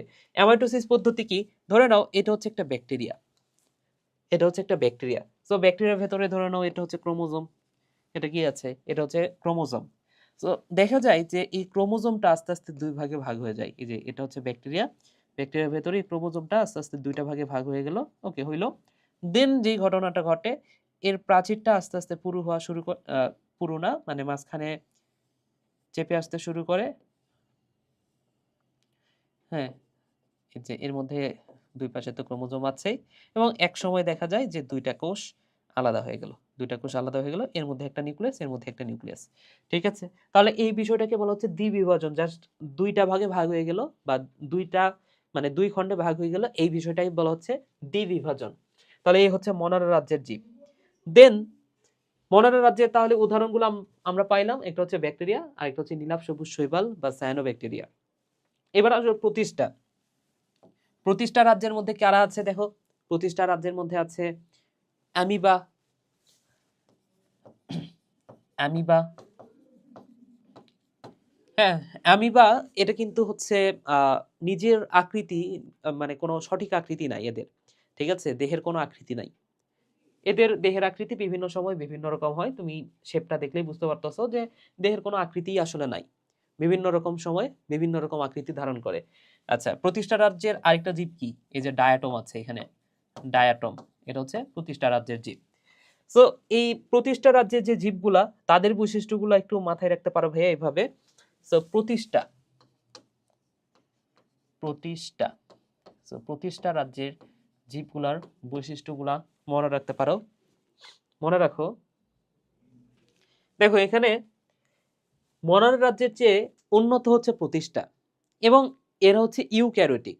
তাহলে যেহেতু ইউক্যারিওটিক, অর্থাৎ ওদের সুগঠিত নিউক্লিয়াস এদের ছিল না, ওদের কি আছে, তো এই কথাটা তো তোমার ফার্স্টে লিখতে হবে, কোনো কিছু না লিখলেও এটা তোমার লিখতে হবে যে এদের সুগঠিত নিউক্লিয়াস আছে, সুগঠিত নিউক্লিয়াস আছে, নিউক্লিয়াস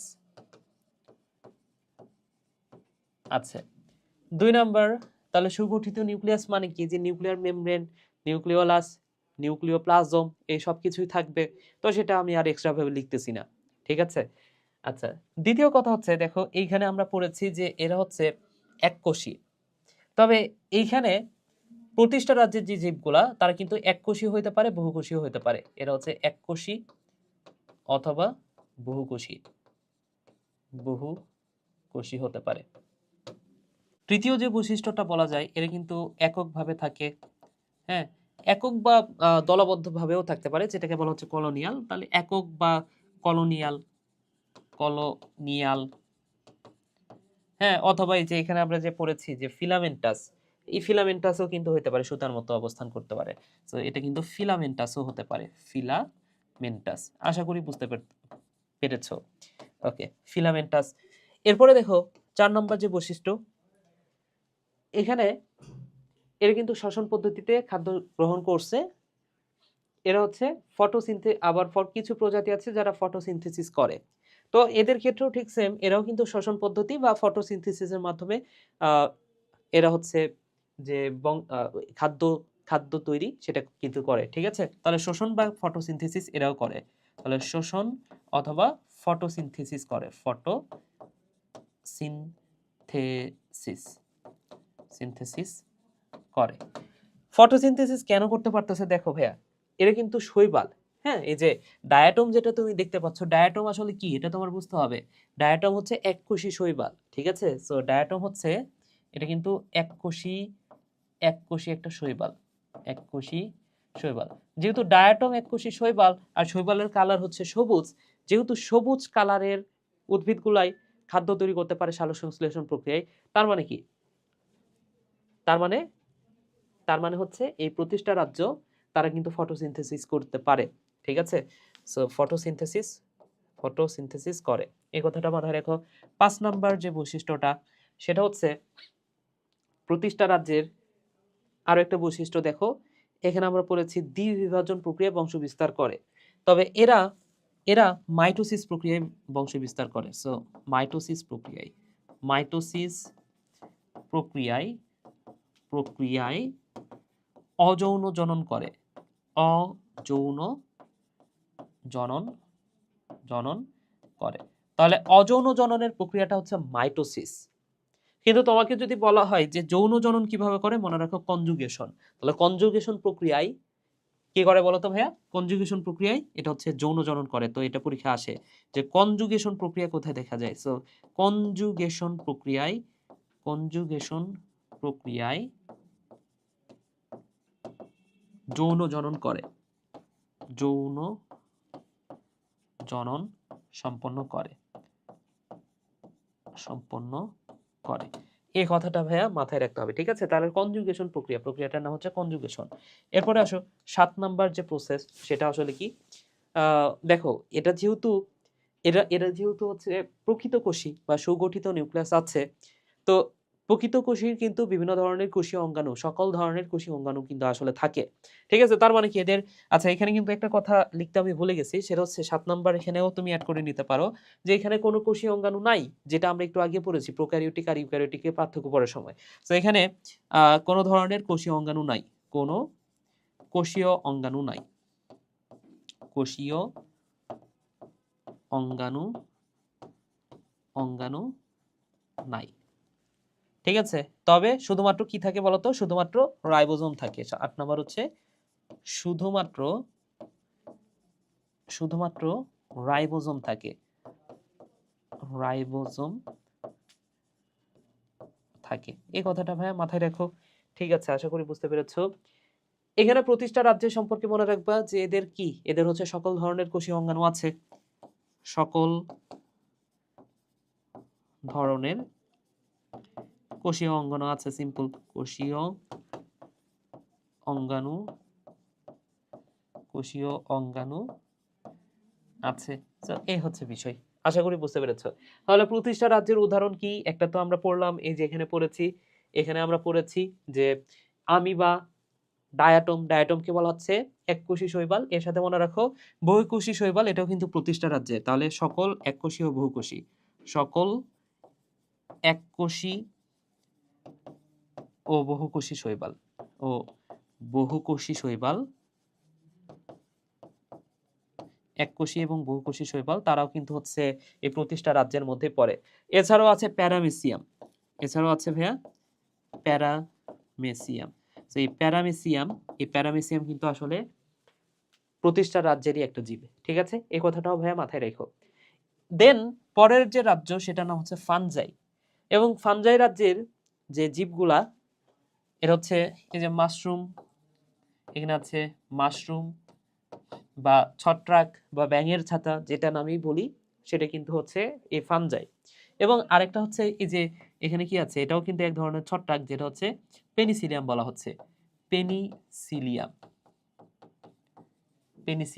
ঠিক আছে? সো এ হচ্ছে ফানজাই রাজ্যের জীব। সো ফানজাই রাজ্যের বৈশিষ্ট্যগুলা এটা একটু বলে দিই। সো তৃতীয় যে রাজ্য 3, তৃতীয় যে রাজ্য 3, এখানে যে জীব বা যে রাজ্যটার নাম হচ্ছে ফানজাই।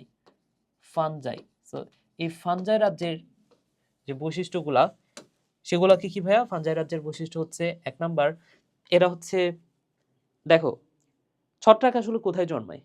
এরা হচ্ছে কোনো একটা মৃত জীবের উপর জন্মায়, তার মানে কি এরা হচ্ছে মৃতজীবী। আবার পরজীবী হিসেবে অন্য উদ্ভিদের দেহে বা অন্য কোনো প্রাণীর দেহে কিন্তু পরজীবী হিসেবে জন্মাইতে পারে।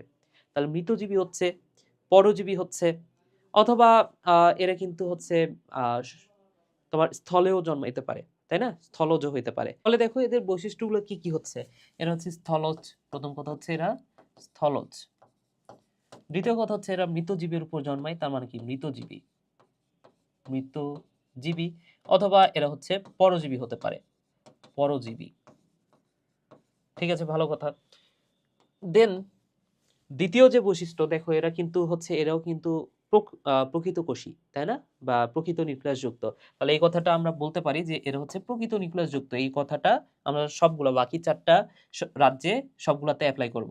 তো এরা হচ্ছে প্রকৃত নিউক্লিয়াস যুক্ত, নিউক্লিয়াস যুক্ত। আশা করি বুঝতে পেরেছো। আচ্ছা, প্রকৃত নিউক্লিয়াস গেল। দেন তৃতীয় যে বৈশিষ্ট্যটা আমরা বলতে পারি, এখানে কি ছত্রাকের কি ক্লোরোপ্লাস্ট আছে? অবশ্যই না। তাহলে এরা হচ্ছে ক্লোরোপ্লাস্ট বিহীন। তার মানে কি সালোক সংশ্লেষণ প্রক্রিয়ায় এরা খাদ্য তৈরি করতে পারে না, শ্বসন প্রক্রিয়ায় খাদ্য শোষণ করে। ঠিক আছে? তাহলে দেখো এদের দেহে ক্লোরোপ্লাস্ট নাই। সো ক্লোরোপ্লাস্ট বিহীন।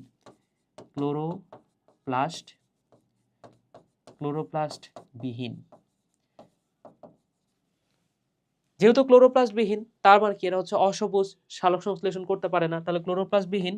4 নম্বর কথা হচ্ছে এরা সালোক সংশ্লেষণ করতে পারে না, সালোক সংশ্লেষণ সালোক সংশ্লেষণ করতে পারে না, সিম্পল। সালোক সংশ্লেষণ করতে পারে না।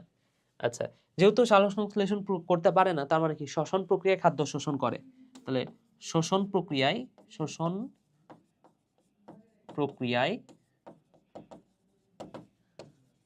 খাদ্য গ্রহণ করে। আশা করি বুঝেছো। দেন 5 নাম্বার যে কথাটা, সেটা এভাবে মনে রাখো যে এদের দেহটা কি দ্বারা তৈরি। এদের দেহটা তৈরি হয় সুতার মতো একটা অংশ, যেটাকে বলা হয় মাইসেলিয়াম। তাহলে দেহ মাইসেলিয়াম দ্বারা তৈরি, মাইসেলিয়াম। তাহলে মাইসেলিয়াম দিয়ে তৈরি। হ্যাঁ, সো মাইসেলিয়াম কি? মাইসেলিয়াম হচ্ছে সুতার মতো একটা অংশ, সুতার মতো। মাইসেলিয়াম দেখতে কেমন? সুতার মতো। এই হচ্ছে বিষয়। আচ্ছা, দেন এর আগে দেখো আমরা কি দেখেছি বলতো? আগের যে জীবগুলা তারা হচ্ছে হয় মাইটোসিস প্রক্রিয়ায়, দ্বিবিভাজন প্রক্রিয়ায়, হ্যাঁ, এই প্রক্রিয়াগুলোর মাধ্যমে তারা হচ্ছে বংশ বিস্তার করত। কিন্তু এইখানে আমরা দেখব আবার দেখছি কনজুগেশনের মাধ্যমে বংশ বিস্তার করে হচ্ছে প্রতিষ্ঠা রাজ্যের জীবগুলা। কিন্তু এইখানে মনে রাখো এই ছত্রাক এরা কিন্তু হ্যাপ্লয়েড স্পোরের মাধ্যমে বংশ বিস্তার করে। হ্যাপ্লয়েড স্পোরের মাধ্যমে বংশ বিস্তার করে। স্পোরের মাধ্যমে বংশ বিস্তার করে, সিম্পল। বংশ বিস্তার করে। ওকে, আশা করি বুঝতে পেরেছো। ঠিক আছে ভাইয়া, তাহলে এইখানে আমরা 6টা পড়লাম। আর কিছু কি আছে? আচ্ছা, থাকলে আমরা সামনে একটা ছক পড়বো, সেই ছকের মধ্যে সবগুলাই আসলে কভার হয়ে যাবে। ঠিক আছে, তাহলে এখানে ফাঞ্জাই রাজ্যের জীবগুলো আমরা কি কি দেখেছি? ফাঞ্জাই রাজ্যের জীবগুলো ছিল হচ্ছে এই যে পেনিসিলিয়াম, মাশরুম, এর সাথে আরেকটা মনে রাখো, ইস্ট। সো ইস্ট কি? ইস্ট হচ্ছে এককোষী একটা ছত্রাক। ইস্ট হচ্ছে এককোষী ছত্রাক। এবং তোমাদেরকে জানার জন্য আরেকটা বিষয় বলে দিই। দেখো, তোমার কাছে মনে হতে পারে এই যে ছত্রাকের দেহ কোনটা। আমি যদি তোমাকে প্রশ্ন করি যে ভাইয়া ছত্রাকের দেহ কোনটা, তোমার কাছে মনে হতে পারে যে এটি তো ছত্রাকের দেহ। কিন্তু এটা আসলে ছত্রাকের দেহ না। ছত্রাকের দেহ আসলে এই যে মাটির নিচে যে এই যে জালের মতো ছড়ানো যে মাইসিলিয়াম গুলো আছে, সেটা হচ্ছে আসলে ছত্রাকের দেহ। তাহলে এতটুকু অংশ কি? এটা হচ্ছে ছত্রাকের জননাঙ্গ। এই কথাটা মনে রাখো, যেটাকে ফ্রুট বডি নামে ডাকা হয়। আশা করি বুঝতে পেরেছো। তাহলে আসো আমরা আরেকটু সামনের দিকে আগাবো। ঠিক আছে, তাহলে ফানজাই রাজ্য গেল, এরপরে হচ্ছে প্ল্যান্টি। সো প্ল্যান্টি মানে কি? প্ল্যান্টি মানে হচ্ছে, নামটা শুনে বুঝতে পারতেছে, এটা হচ্ছে গাছ। ঠিক আছে, প্ল্যান্টি মানে হচ্ছে গাছ বা উদ্ভিদ। যত রকমের উদ্ভিদ আছে, আম গাছ, কাঁঠাল গাছ, জাম গাছ, যা কিছু আছে সবকিছু হচ্ছে প্ল্যান্টি রাজ্যের অন্তর্গত। আচ্ছা, তাহলে এই প্ল্যান্টির বৈশিষ্ট্যগুলো আমাদের জানতে হবে। রাজ্য ফোর হচ্ছে প্ল্যান্টি। সো প্ল্যান্টি রাজ্যের বৈশিষ্ট্যগুলো কি কি? আচ্ছা, সো প্ল্যান্টি রাজ্যের বৈশিষ্ট্য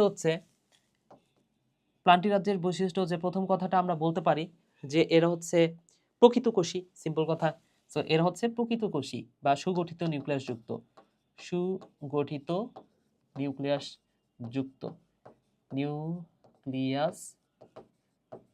যুক্ত। আচ্ছা, ভালো কথা। দ্বিতীয় কথাটা আমরা যেটা বলতে পারি এটা সম্পর্কে, প্ল্যান্টি সম্পর্কে, দ্বিতীয় কথাটা হচ্ছে দেখো, এরা হচ্ছে নিজের খাদ্য নিজে তৈরি করতে পারে। কেন? কারণ সবুজ উদ্ভিদ সালোক সংশ্লেষণ করতে পারে। এ কারণে এদেরকে বলা হয় অটোট্রফ।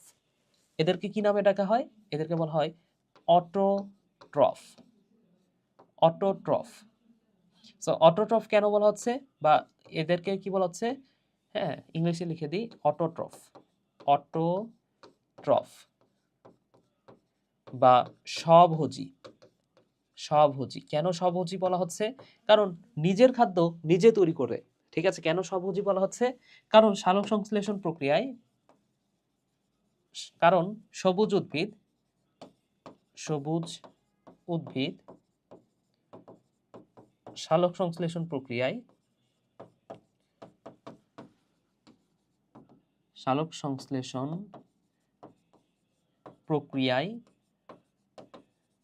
খাদ্য গ্রহণ করে, খাদ্য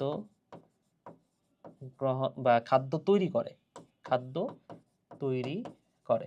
ঠিক আছে, এই কারণে এদেরকে বলা হচ্ছে স্বভোজী বা অটোট্রফ। আচ্ছা, 4 নাম্বার, এরা এরা কি বলতো, এরা হচ্ছে উন্নত টিস্যু তন্ত্র এদের আছে। তাহলে এদের কি আছে? উন্নত টিস্যু তন্ত্র বিদ্যমান। হ্যাঁ, এদের কি আছে বলতো? উন্নত উন্নত টিস্যু তন্ত্র বিদ্যমান। টিস্যু তন্ত্র টিস্যু তন্ত্র বিদ্যমান বিদ্যমান আচ্ছা, দেন 5 নাম্বার যে বৈশিষ্ট্যটা আমরা বলতে পারি সেটা হচ্ছে এদের কি আছে? এদের হচ্ছে যে জননটাকে বলা হচ্ছে অ্যানাইসোগ্যামাস ধরনের। ঠিক আছে, সো এদের যৌন জনন অ্যানাইসোগ্যামাস ধরনের। অ্যানাইসো অ্যানাইসোগ্যামাস ধরনের গ্যামাস ধরনের। সো অ্যানাইসোগ্যামাস বলতে কি বোঝানো হচ্ছে দেখো, এখানে গ্যামাস বলতে প্রজনন অঙ্গটাকে বোঝানো হচ্ছে। গ্যামাস মানে কি? যে ডিম্বাণু শুক্রাণুর কথা তুমি ভাবতে পারো। অ্যানাইসোগ্যামাস নামের শুরুতে আছে এই শব্দটার অর্থ হচ্ছে না। অর্থাৎ অ্যানাইসোগ্যামাস মানে হচ্ছে অসমান গ্যামিট।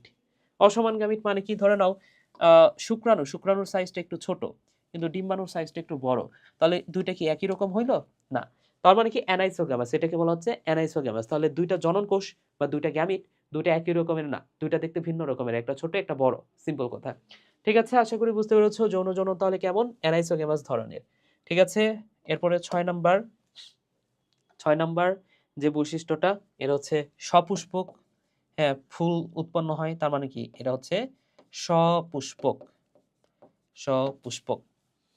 তাহলে দেখো অনেকগুলা বৈশিষ্ট্য লিখে ফেলেছি। গাছ সম্পর্কে কিন্তু আরো অনেক কিছু তুমি চাইলেই লিখতে পারো। যেমন আরেকটা অ্যাড করা যায়, 7 নাম্বার আরেকটা বৈশিষ্ট্য আমরা বলতে পারি, সেটা হচ্ছে এদের এদের একটা স্ত্রী জননাঙ্গ থাকে, যেটাকে বলা হচ্ছে সব উদ্ভিদে থাকে না, উন্নত উদ্ভিদগুলোতে থাকে না, সেটা হচ্ছে আর্কিগোনিয়াম। হ্যাঁ, সো আর্কিগোনিয়েট বলা হয় এদেরকে। আর্কিগোনিয়েট আর্কিগোনিয়েট আর্কিগোনিয়েট মানে কি? আর্কিগোনিয়াম নামক স্ত্রী প্রজনন অঙ্গ থাকে। আর্কিগোনিয়াম এটা নরমালি নগ্নবীজ উদ্ভিদে থাকে। সো আর্কিগোনিয়াম নামক স্ত্রী প্রজনন অঙ্গ থাকে। স্ত্রী প্রজনন অঙ্গ এদের আছে। আশা করি বুঝতে পেরেছো। ঠিক আছে, ভালো কথা। এখন কথা হচ্ছে যে এই প্লান্টি রাজ্যকে আবার 4টা বিভাগে ভাগ করা হয়। সো 4টা বিভাগ আছে, এই 4টা বিভাগের নাম জাস্ট বলে দিই। 4টি বিভাগ। সো 4টা বিভাগ একটার চেয়ে আরেকটা উন্নত। ঠিক আছে, সো এখানে প্রথম যে বিভাগটা সেটাকে বলা হয় ব্রায়োফাইটা। হ্যাঁ, মস চেনো না? মস নাম শুনেছো না? সো এই মসগুলাকে বলা হচ্ছে ব্রায়োফাইটা। হ্যাঁ, ব্রায়োফাইটা। 2 নম্বর হচ্ছে টেরিডোফাইটা।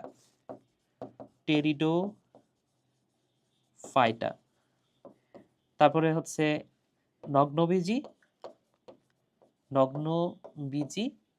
এন্ড 4 নম্বর হচ্ছে আবৃতবীজি। এই 4টা বিভাগে ভাগ করা হয় ভাইয়া। ঠিক আছে, তাহলেই হচ্ছে প্লান্টি রাজ্য।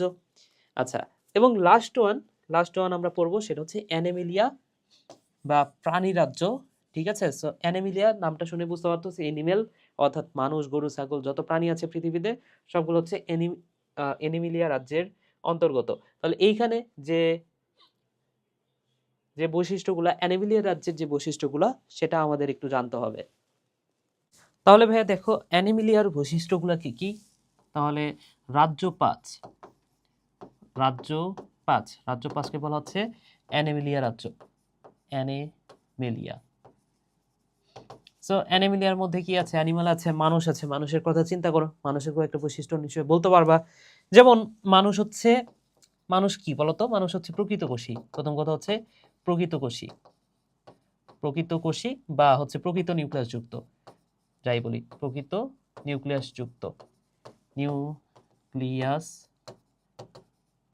যুক্ত। মানুষ কি? অবশ্যই বহুকোষী, তাই না? সো পৃথিবীতে যত এনিম্যাল আছে, প্রোটোজোয়া বাদ দিয়ে যত এনিম্যাল আছে, তারা কি বলতো? নরমালি বহুকোষী হয়। বহুকোষী। আচ্ছা, এরপরের বৈশিষ্ট্য কি বলা যায়? আমাদের কি আমরা নিজের খাদ্য নিজে তৈরি করতে পারি? না। কেন পারি না? কারণ আমাদের হচ্ছে প্লাস্টিড নাই। ঠিক আছে? প্লাস্টিডের সাথে, সাথে উদ্ভিদের আরো কিছু অঙ্গাণু যেমন হচ্ছে কোষ প্রাচীর, দেন হচ্ছে কোষ গহ্বর এগুলো থাকে না। তাহলে কোষ প্রাচীর, কোষ প্রাচীর, কোষ গহ্বর, কোষ গহ্বর, প্লাস্টিড নাই। প্লাস্টিড থাকে না। তাহলে যেহেতু প্লাস্টিড থাকে না তার মানে কি আমরা হচ্ছে নিজের খাদ্য নিজে তৈরি করতে পারি না, অর্থাৎ আমরা হচ্ছে পরভোজী। তাহলে প্লাস্টিড না থাকায় না থাকায় আমরা হচ্ছে হেটারোট্রফ। না থাকায় হেটারোট্রফ। সো হেটারোট্রফ মানে কি? না থাকায় পরভোজী বা হেটারোট্রফ যাই বলি, পরভোজী বা হেটারোট্রফ। হেটারোট্রফ। ঠিক আছে ভাই? সো এখন কথা হচ্ছে হেটারোট্রফ মানে কি? এখানে ট্রফ কথাটার অর্থ হচ্ছে খাদ্য, হেটারো মানে হচ্ছে আলাদা। সো আমরা নিজের খাদ্য নিজে তৈরি করতে পারি না, আমরা স্বভোজী না। আমরা নিজের খাদ্য নিজে তৈরি করতে পারি না, আমরা খাবারের জন্য আলাদা কোনো কিছুর উপর নির্ভর করি, অর্থাৎ অন্য কোনো কিছুর উপর নির্ভর করি। ঠিক আছে? হেটারোট্রফ মানে হচ্ছে মানে যারা হচ্ছে পরভোজী, সংক্ষেপে বলা হচ্ছে পরভোজী। আচ্ছা, দেন 5 নাম্বার যে বৈশিষ্ট্য সেটা হচ্ছে আমরাও তো উন্নত টিস্যুতন্ত্র বিদ্যমান আমাদের, এই কথাটাও বলতে পারি। উদ্ভিদের ক্ষেত্রে আমরা লিখছি যে উদ্ভিদের উন্নত টিস্যুতন্ত্র আছে, আমাদেরও আছে সেম। আচ্ছা, দেন যে কথাটা আমরা লিখতে পারি সেটা হচ্ছে আমাদের ভ্রূণস্তর আছে, ভ্রূণস্তর গঠিত হয়, এই কথাটা লিখতে পারি, গঠিত হয়। দেন 6 নাম্বার আরেকটা কথা লিখতে পারি যে আমরা তো ডিপ্লয়েড জীব, তাই কিনা? আমাদের স্ত্রী এবং পুরুষ উভয়ে আমরা কিন্তু ডিপ্লয়েড, কিন্তু আমাদের থেকে যে গ্যামিটটা তৈরি হয় সেটা কিন্তু হ্যাপ্লয়েড। তাহলে ডিপ্লয়েড স্ত্রী পুরুষ থেকে, ডিপ্লয়েড স্ত্রী ও পুরুষ হতে হ্যাপ্লয়েড গ্যামিট তৈরি হয়, তাহলে দেখো বেশ কয়েকটা বৈশিষ্ট্য কিন্তু আমাদের হয়ে গেল, তৈরি হয়। আশা করি বুঝতে পেরেছো। হ্যাঁ, আমাদের লোম আছে, আরো অনেক কিছু বলা যায়। যাই হোক, তো অ্যানিমিলিয়া রাজ্যের উদাহরণ কারা? উদাহরণ হচ্ছে পৃথিবীতে যে প্রোটোজোয়া আছে, প্রোটোজোয়া বাদ দিলে যে মেরুদণ্ডী এবং অমেরুদণ্ডী প্রাণী আছে তারা হচ্ছে অ্যানিমিলিয়া রাজ্যের অন্তর্ভুক্ত। তাহলে প্রোটোজোয়া মানে কি? যে আমিবার কথা বললাম ওইটা একটা প্রোটোজোয়া। সো প্রোটোজোয়া ব্যতীত সকল মেরুদণ্ডী ও অমেরুদণ্ডী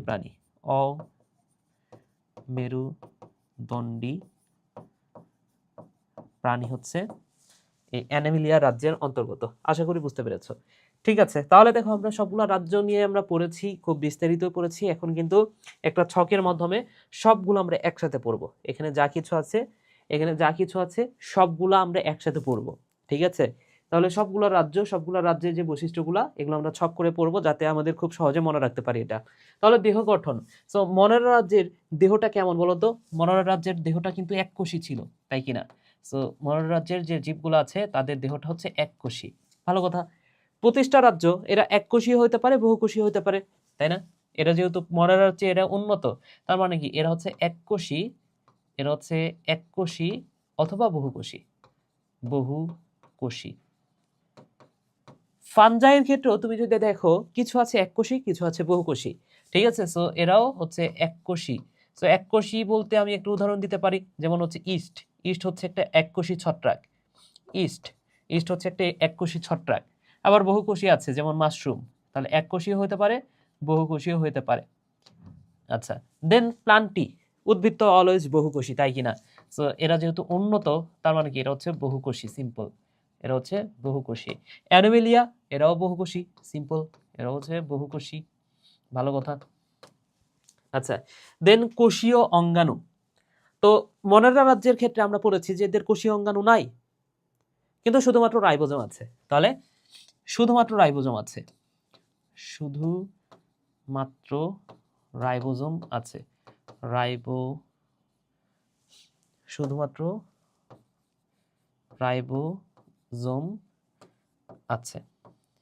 আর এদের কোষীয় অঙ্গাণু আছে, সকল কোষীয় অঙ্গাণু আছে, বাকি সবারই সকল কোষীয় অঙ্গাণু আছে, সিম্পল কথা। নিউক্লিয়াসের ক্ষেত্রে এদের কি বলতো, এরা হচ্ছে আদি নিউক্লিয়াস, নিউক্লিয়াসটা কেমন, আদি। আর এরা হচ্ছে প্রকৃত নিউক্লিয়াস, সিম্পল। সো প্রকৃত নিউক্লিয়াস, দেখো আমরা কিন্তু এখন সবই পারি, সবকিছু আমরা পড়ে ফেলছি। কোষ প্রাচীর ব্যাকটেরিয়ার কিন্তু কোষ প্রাচীর আছে, ঠিক আছে। সো এদের কোষ প্রাচীর থাকে। প্রতিষ্ঠা যারা, তাদের কোষ প্রাচীর থাকতেও পারে, নাও থাকতে পারে, ঠিক আছে। এদের থাকে, হ্যাঁ, বা থাকে না, যাই বলি দুইটাই ঠিক, ঠিক আছে। কিছুতে থাকে, কিছুতে থাকে না। ফানজাই, এদের কোষ প্রাচীর থাকে, ঠিক আছে। যেমন ফানজাই মানে কি, ছত্রাকের কোষ প্রাচীর কাইটিন দ্বারা তৈরি।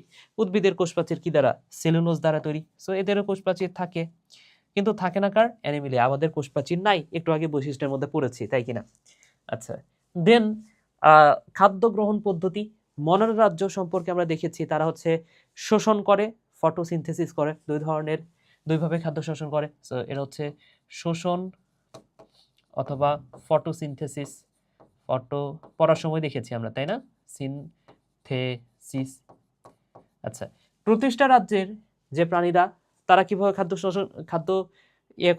খাদ্য সংগ্রহ করে বলতো, এরাও শোষণ বা ফটোসিনথেসিস, মেইনলি ফটোসিনথেসিসই করে, যেহেতু এখানে শৈবাল আছে। তো এরা করে কি ভাইয়া, এরা হচ্ছে ফটোসিনথেসিস, এটাই মনে রাখো, তাইলেই হবে, ফটোসিনথেসিস। ফানজাই, এরা কিন্তু শোষণ ভাইয়া, বুঝতে পেরেছো। ওই যে ফানজাই মানে কি, ছত্রাকের একটা অঙ্গ আছে যার নাম হচ্ছে হোস্টোরিয়া। এই হোস্টোরিয়ামের মাধ্যমে সে অন্য একটা জীবের দেহ থেকে, তারা যেহেতু মৃতজীবী বা পরজীবী হিসেবে বাস করে, অন্য একটা প্রাণীর দেহ থেকে খাদ্যটা শোষণ করে নেয়। তাহলে এই পদ্ধতিটার নাম হচ্ছে শ্বসন। আচ্ছা, প্ল্যান্টি মানে কি, গাছপালা হচ্ছে ফটোসিনথেসিস করে, ফটোসিনথেসিস। কিন্তু অ্যানিমেলিয়া কি করে বলতো, অন্যের খাদ্যটা ভক্ষণ করে, মানে অন্যকে খাবার হিসেবে গ্রহণ করে, তার মানে কি, ভক্ষণ করে, তাই না। তো পরভোজী বা ভক্ষণ করে। অ্যানিমেলিয়া কিভাবে খাদ্য গ্রহণ করে, ভক্ষণ করে, আসলে অন্যকে খাদ্য হিসেবে গ্রহণ করে। দেন জনন পদ্ধতি, কার জনন পদ্ধতি কেমন, মনের রাজ্য সম্পর্কে আমরা পড়েছি যে এর জনন পদ্ধতি হচ্ছে দ্বিবিভাজন প্রক্রিয়া। এদের দ্বিবিভাজন, এর জনন পদ্ধতি হচ্ছে দ্বিবিভাজন। প্রতিষ্ঠা আমরা দেখেছি যে জনন পদ্ধতি হচ্ছে কনজুগেশন আছে, তাই কিনা। হ্যাঁ, এছাড়াও মাইটোসিস আছে, কোষ বিভাজনের মাধ্যমে এরা অযৌন জনন করে। কনজুগেশনের মাধ্যমে যৌন জনন করে, আর মাইটোসিসের মাধ্যমে অযৌন জনন করে। ফানজাই, এর হচ্ছে স্পোরের মাধ্যমে বংশবৃদ্ধি করে, এদের বংশবৃদ্ধির প্রক্রিয়াটা হচ্ছে, জনন পদ্ধতি হচ্ছে স্পোর। প্লান্টি রাজ্য, এদের কি আছে বলতো, এরা হচ্ছে যে এদেরকে বলা হচ্ছে অ্যানাইসোগ্যামাস। তার মানে কি, এরা হচ্ছে গ্যামিটের মাধ্যমে যৌন জনন করে, অর্থাৎ মিওসিস প্রক্রিয়া অথবা মাইটোসিস, ঠিক আছে। তো এরা কিভাবে জনন করে, মাইটোসিসের মাধ্যমে করে, মিওসিসের মাধ্যমে করে, mitosis and meiosis, mainly meiosis আর কি। হ্যাঁ, আচ্ছা, এদের ক্ষেত্রেও মাইটোসিস অথবা মিওসিস, মাইটোসিস অথবা মিওসিস, আশা করি বুঝেছো, মিওসিস, ঠিক আছে ভাইয়া। ওকে, ভ্রূণ গঠন, এরা ভ্রূণ গঠন করে না, কিন্তু প্ল্যান্টিতে গিয়ে দেখবা ভ্রূণ গঠন হচ্ছে। আর প্রাণী, আমরা যেহেতু সবচেয়ে উন্নত, আমরা তো ভ্রূণ গঠন করি। আচ্ছা, দেন টিস্যুতন্ত্র, এদের হচ্ছে টিস্যুতন্ত্র অনুন্নত। হ্যাঁ, আচ্ছা, অনুন্নত লিখি, কাটা না দিয়ে, এটা হচ্ছে অনুন্নত, এটা অনুন্নত। তবে প্ল্যান্টিতে গিয়ে হয়ে গেল উন্নত, এটাও উন্নত, ঠিক আছে। উদাহরণ কি বলা যায়, উদাহরণ আমরা পড়েছি অলরেডি, ব্যাকটেরিয়া, এটা হচ্ছে ব্যাকটেরিয়া। দেন প্রতিষ্ঠা, এটা হচ্ছে অ্যামিবা। দেন ফানজাইয়ের উদাহরণ কি বলতো, ওই যে পেনিসিলিয়াম বা মাশরুম বা ইস্ট, যেটাই বলি। প্লান্টি রাজ্যের যে উদাহরণটা সেটা কি, এটা হচ্ছে গাছপালা, তাই না? যে কোনো ধরনের গাছ হইতে পারে, গাছ, যে কোনো ধরনের গাছ। এবং অ্যানিমেলিয়া, এটা হচ্ছে মানুষ, হ্যাঁ, যে কোনো ধরনের প্রাণী, অর্থাৎ মানুষের কথা বলো, মানুষ। তো এখানে গাছ না বলে আম গাছ বলি, ঠিক আছে? ধরে নাও এটা হচ্ছে আম গাছ। তাহলে এই হচ্ছে উদাহরণ। আশা করি সবগুলা একসাথে বুঝতে পেরেছো। এবার আসো শ্রেণীবিন্যাসের বিভিন্ন ধাপ। আমরা একদম শেষ পর্যায়ে চলে আসছি।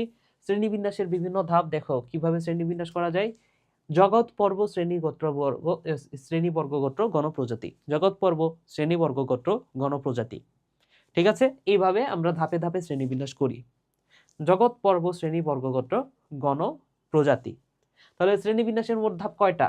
1 2 3 4 5 6 7, 7টা। তাহলে শ্রেণীবিন্যাসের ধাপ কয়টা? ধাপ হচ্ছে 7টি ধাপ। হ্যাঁ, এখন এর মধ্যে পর্বের মধ্যে উপপর্ব থাকতে পারে, শ্রেণীর মধ্যে অধিশ্রেণী, উপশ্রেণী, এই টাইপের টার্মগুলো থাকে, ঠিক আছে? সেগুলো এখনই পড়বে না, সেগুলো হচ্ছে তোমরা আরেকটু হায়ার লেভেলে গেলে তখন পড়বা। তো আসো আমরা একটা শ্রেণীবিন্যাস দেখি আসলে। আচ্ছা, দীপন নামকরণটা আমরা একটু দেখি ফার্স্টে, তারপরে তারপরে কি শ্রেণীবিন্যাস আছে? আচ্ছা, কোথায় গেল? থামো, একটু ওয়েট করো ভাইয়া। আচ্ছা, তো এই যে হোমোসাপিয়েন্স, হোমোসাপিয়েন্স মানে কি মানুষের যে শ্রেণীবিন্যাস, সেটা যদি আমি একটু দেখাই তোমাদের, ঠিক আছে? এখানে দেখানো নাই, আমি একটু দেখাই তাহলে নিজে থেকে, ঠিক আছে? আমি যদি হোমোসাপিয়েন্সের, আচ্ছা এই যে এখানে তো দেয়া আছে হোমোসাপিয়েন্সের, আচ্ছা ঠিক আছে, হোমোসাপিয়েন্স মানে কি মানুষ, হোমোসাপিয়েন্স, এই হোমোসাপিয়েন্সের আমি হচ্ছে শ্রেণীবিন্যাস দেখতে চাই। তাহলে হোমোসাপিয়েন্স মানে তো মানুষ। আমরা কোন রাজ্য বলো তো? অবশ্যই অ্যানিমেলিয়া, তাই না? এই যে জগৎ বা রাজ্য, জগৎ মানে হচ্ছে রাজ্য। সো আমরা কোন জগৎ বা কোন রাজ্য? অবশ্যই অ্যানিমেলিয়া।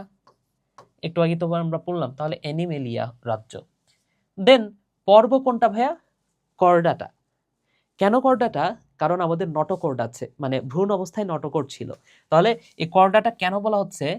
কেন বলা হচ্ছে? কারণ জীবনের কোনো একটা দশায়, জীবনের কোনো একটা দশায়, কোনো এক দশায় নটোকর্ড ছিল, নটোকর্ড ছিল, ঠিক আছে?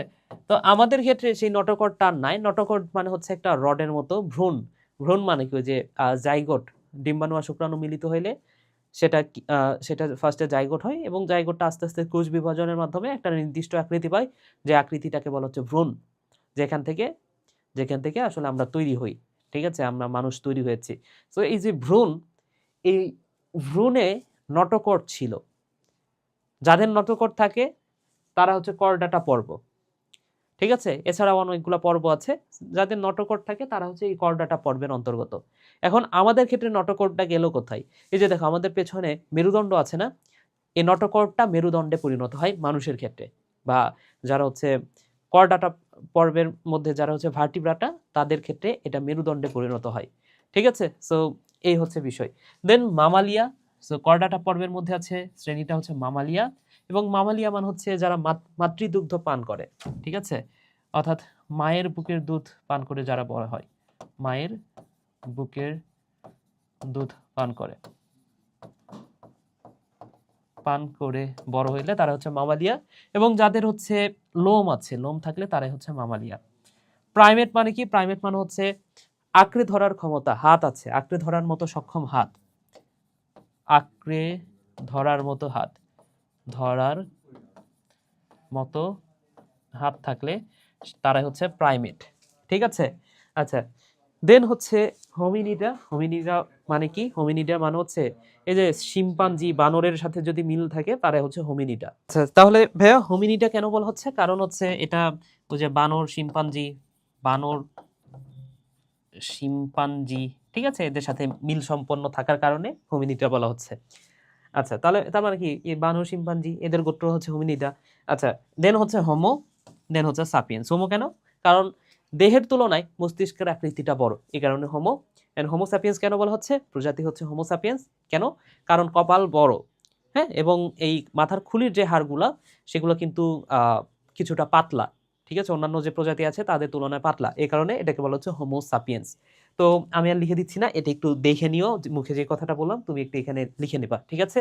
এখান থেকে পরীক্ষায় প্রশ্ন আসে, সো এটা একটু তোমার আয়ত্তে রাখতেই হবে, ঠিক আছে? দ্বিপদ নামকরণ পদ্ধতি। সো দ্বিপদ নামকরণ পদ্ধতি এটা কোন বই উল্লেখ করা হয়েছে? স্পেসিস প্ল্যান্টেরাম। কার বই? Carolus Linnaeus. কত সালে? 1753 সালে। বইটির রচয়িতা ক্যারোলাস লিনিয়াস, যেখানে তিনি দ্বিপদ নামকরণ প্রবর্তন করেন এবং গণ ও প্রজাতির সংজ্ঞা দেন। উদ্ভিদের নাম কোথায় সংরক্ষণ করা হয়? দেখো, ICVN। বি মানে হচ্ছে botanical, so botanical nomenclature. ICZN মানে হচ্ছে জুওলজিক্যাল নোমেনক্লেচার। ওকে, সো তোমাকে যদি বলে যে উদ্ভিদের নামকরণ করে কোন কোন হচ্ছে প্রতিষ্ঠান? ICVN। এবং যদি বলে প্রাণীর নামকরণ করেন কে?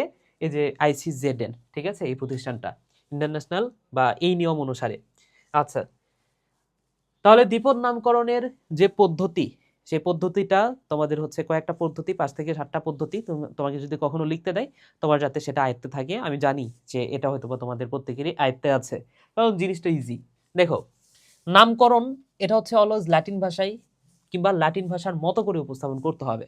যেমন বাংলাদেশের একজন তরুণ বিজ্ঞানী, যার নাম হচ্ছে সাজিদ হাওলাদার, এই টাইপের নাম, ঠিক আছে। সো সে একটা বৈজ্ঞানিক নাম ঢাকাতে পাওয়া যায় এমন একটা ব্যাঙ আবিষ্কার করছে, এবং ব্যাঙের বৈজ্ঞানিক নাম করছে জাকেরানা ঢাকা, ঠিক আছে।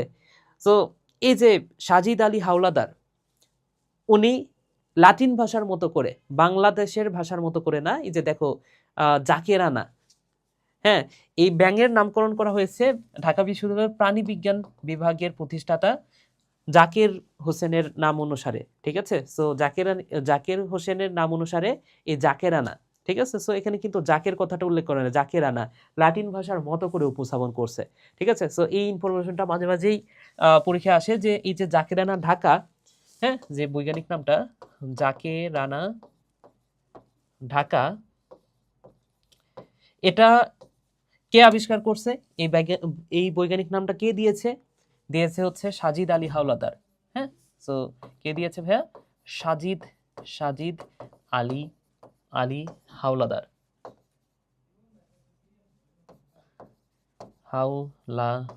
এই কথাটা মনে রাখো। এবং কার নাম অনুসারে? নাম অনুসারে হচ্ছে জাকির হোসেন। কার নাম অনুসারে ভাইয়া? জাকির হোসেনের নাম অনুসারে। জাকির হোসেনের নাম অনুসারে। হোসেনের নামানুসারে। সো তোমাকে এটা পরীক্ষায় প্রশ্ন করলে তুমি ঘাবড়ায় যাবে। কেন ঘাবড়ায় যাবে বলো তো? তোমাকে যদি বলে যে জাকেরানা ঢাকা, এটা কার নাম অনুসারে, এটা হচ্ছে কে এই নামটা দিয়েছে? সো অপশনে যখন দেখবা যে জাকির হোসেন, তোমার কাছে মনে হবে কিন্তু আচ্ছা জাকির হোসেন মনে হয় এই নামটা দিয়েছে, কিন্তু জাকির হোসেনের নাম অনুসারে এই নামটা দিয়েছে হচ্ছে সাজিদ আলী হাওলাদার। এই কথাটা মাথায় রাখো, ঠিক আছে। এরপরে দেখো, বৈজ্ঞানিক নামের দুইটা অংশ থাকবে, একটা হচ্ছে গণ আর একটা হচ্ছে প্রজাতি, ঠিক কিনা? ওকে, জীবজগতের প্রতিটি বৈজ্ঞানিক নামকে অনন্য হতে হবে, ইউনিক হতে হবে, অর্থাৎ একটা বৈজ্ঞানিক নামের সাথে অন্য বৈজ্ঞানিক নামের কোনো মিল থাকা যাবে না। দেন বৈজ্ঞানিক নামের প্রথম অক্ষর অবশ্যই বড় হাতের। তাহলে দেখো, এখানে যে নামটা আমি লিখেছি সেটার প্রথম অক্ষরটা বড় হাতের, বাকি সবগুলা ছোট হাতের। এখানে ঢাকা কিন্তু বড় হাতের দেওয়া যাবে না, ডি কিন্তু বড় হাতের দেওয়া যাবে না। তাহলে প্রথম অক্ষর বড় হাতের হবে, বড় অক্ষর হবে, বাকি অক্ষরগুলা ছোট অক্ষর হবে। দ্বিতীয় অংশটি ছোট অক্ষর দিয়ে লিখতে হবে। বৈজ্ঞানিক নাম মুদ্রণের সময় অবশ্যই ইতালিক অক্ষরে লিখতে হবে। সো ইতালিক মানে কি? একটু বাঁকা বাঁকা। মুদ্রণ মানে কি? ওই যে কম্পিউটারে টাইপ করতেছো সেই সময়টাতে ইতালিক অক্ষর, ওখানে ইতালিক দিলে লেখাগুলো একটু বাঁকা বাঁকা হয়ে যায়। সো এই বাঁকা ভাবে লিখতে হবে। কিন্তু তুমি যদি হাতে লিখো, সেক্ষেত্রে গণ আর প্রজাতির নামের নিচে আলাদাভাবে দাগ দিতে হবে। তাহলে দেখো, এখানে সম্পূর্ণটা আমি দাগ দিয়ে দিছি, কিন্তু আমি যদি হোমো সাপিয়েন্স লিখি, হোমো সাপিয়েন্স, সো আমি যেহেতু হাতে লিখলাম, হাতে লেখার কারণে আমি দুইটার নিচে আলাদাভাবে দাগ দিব আবার, ঠিক আছে। যদি কয়েকজন বিজ্ঞানী একই জীবকে বিভিন্ন নামকরণ করেন, তবে অগ্রাধিকার আইন অনুসারে প্রথম বিজ্ঞানী কর্তৃক প্রদত্ত নামটি গৃহীত হবে। ধরে নাও যে আমি আমার ফ্রেন্ড দুইজন মিলে না, দুইজনই কোন একটা প্রাণীর আলাদা আলাদা নাম দিলাম।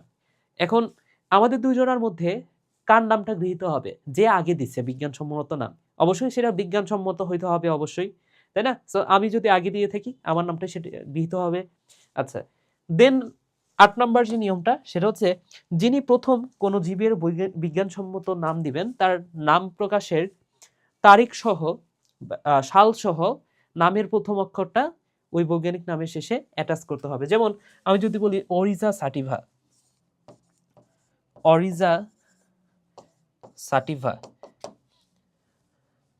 অরিজা বানান কি ভুল হইলো কিনা।